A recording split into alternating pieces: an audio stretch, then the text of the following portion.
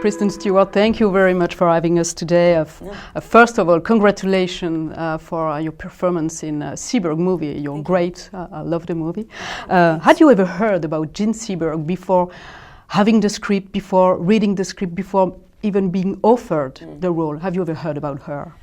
I had seen only Breathless, so I knew Jean Seberg as the girl in the Herald Tribune T-shirt, and you know, she spoke French with a funny American accent and really like leapt off the screen and felt really like, in a time where actors were more performative, especially in American movies, she was so present and honest and kind of like surprising. Like you never really knew what she was going to do. Yeah. Like she felt like a cat. Yeah. But that was it. I didn't know about this period of her life. I didn't realize that the strong story she had. Yeah, the story that was very ironically and successfully submerged, that people don't know about her. Yeah. People think about Jean Seberg and they think Breathless, and that was the same position that I was in. And then I read the script to find out more and was really shocked by the sort of tragic nature of what happened to her. And her involvement in the Black Panthers movement, and the fact that she gave money to this movement. Yeah, at that time there was an enormous war against Black people that, to be honest, is still happening. But she was always championed equality, and she wasn't like standing on soapboxes screaming about it. She was just donating to activist groups and Black nationalist groups, one of which is the Black Panthers. Yeah. Obviously, some people will notice some similarities between you and your career and Jean Seberg and her career. What do you think you have more in common with Jean Seberg? I think she had this sort of impulsive nature. I think that she was, albeit idealistic and naive sometimes, everything she did came from a very honest and like well-intentioned place, and she really liked people. Yeah. She was a good person. Yeah. She wanted to like deliver a message, maybe, to be someone who helps some. She wanted to be relevant, and not because it was self-serving in any way. It wasn't because she wanted to be important. Yeah. She really believed in her. She wanted to be useful. Yeah. She had strong ideas, and she wanted to represent those ideas in the way that she did her work. Let's go back to your career. You are about to be awarded here in Deauville with a talent award for your career. You are only 29 years old, but you've been playing in movies for 20 years now. Yeah. How do you consider what you have accomplished already as an actress? Are you proud of yourself? Are you satisfied with what you've done already? Yeah, I'm going to tap out. I think I'm done. I think I've done it, you know? Satisfied. You're satisfied? No, I'm kidding. No, but you could be satisfied and maybe full of enough joy and pleasure. Oh my God, I'm so happy. No, I'm very fulfilled. Yeah. I've been lucky enough, and this is a really profound claim.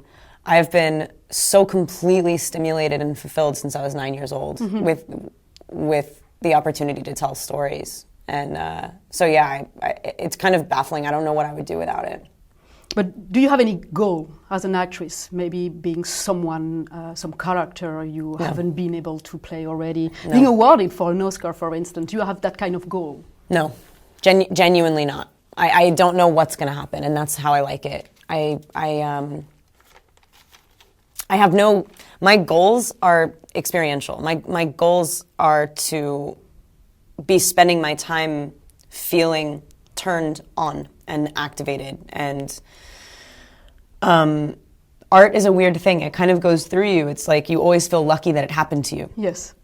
So there's really no way to plan for that. I just wrote a movie I can't wait to direct, and that's a kind of different impulse, but still a similar one that obviously requires more thought and planning, whereas being an actress, you just remain faithful to instinct and be present and honest and just go for it and kind of lose control a little bit and happen. But you are not fed up with acting?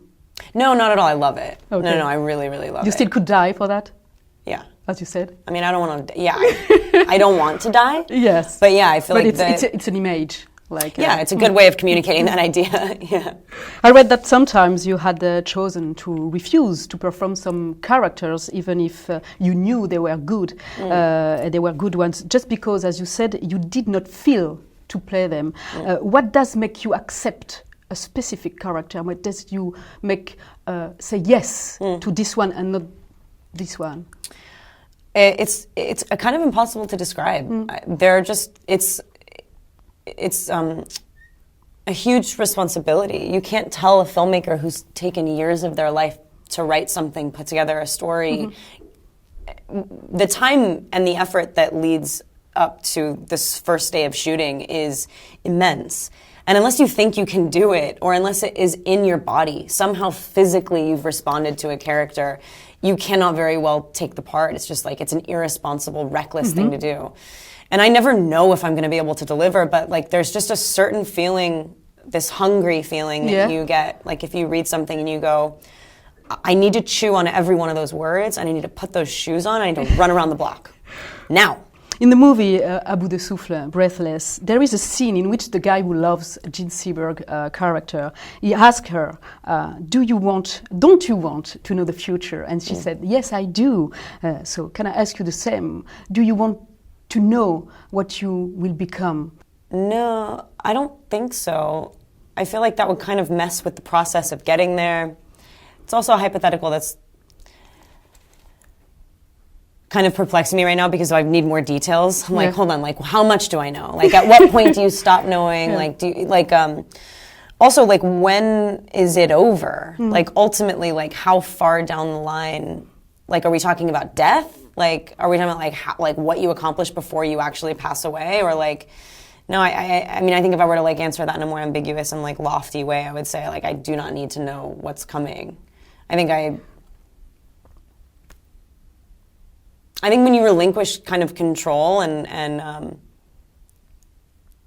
like overt planning is like when really cool things can happen, and you kind of have to subject yourself to the unknown, you know? Yeah. A few years ago, Jodie Foster and more recently Olivier Assayas, they predicted that you will definitely become a filmmaker. Is that what you aim at, you dreamed about the most? I don't know. I mean, I think I go 100% into whatever I'm doing at the time. I've just finished the adaptation for the movie that I'm going to direct. And I don't have like financing or anything like that, but I can assure you I'm going to make that movie next year. And it will have all of me. Acting is a weird thing because it requires other people. I have no characters that I want to play. I will never be able to plan for that. It's always a very surprising thing when some story or character is presented and you get that hungry, compulsive feeling to play it. I don't know how long that's going to last. Yes. But I've had it since I was a little kid and it's never gone away. So it would be kind of shocking if all of a sudden I didn't care. I don't draw a huge distinction between acting and directing. It's a completely different job, but the impulse is still the same. It's maybe too early now to answer this question. Yeah, who knows? Okay. Yeah. It would be my last question. It's a funny one. You have a special link, a special relationship with France, and I've heard that you also love cooking. Is there any French meal that you do and you love it? Oh my gosh, I don't know. Let me see. I think there are probably like some French influences in some of the stuff I make. I don't know if I make a particularly French dish, but I mean, I've learned a lot by eating here. I think if you like food, the way to taste the wine, maybe.